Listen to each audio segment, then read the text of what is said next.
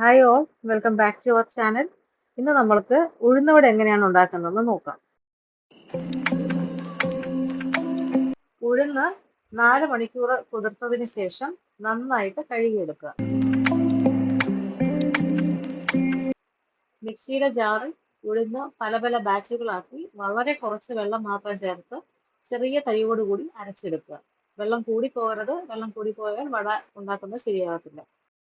ചെറിയ ഉള്ളി, കറിവേപ്പില, ഇഞ്ചി, പച്ചമുളക് ഇത്രയും ചേർത്ത് കൊടുക്കുക. ഇത് നന്നായിട്ട് ബീറ്റ് ചെയ്തെടുക്കണം. വട സോഫ്റ്റ് ആയി കിട്ടാനാണ് ഇങ്ങനെ ചെയ്യുന്നത്.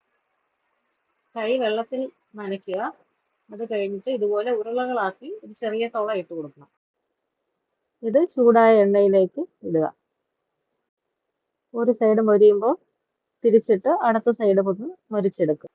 ഇത് വേവിക്കുന്നതിനായിട്ട് മീഡിയം ഫ്ലെയിമാണ് ആവശ്യമുള്ളത്. ഇതെല്ലാവരും ഒന്ന് ട്രൈ ചെയ്ത് നോക്കുക. വീഡിയോ ഇഷ്ടപ്പെട്ടെങ്കിൽ like, share and subscribe. Thank you.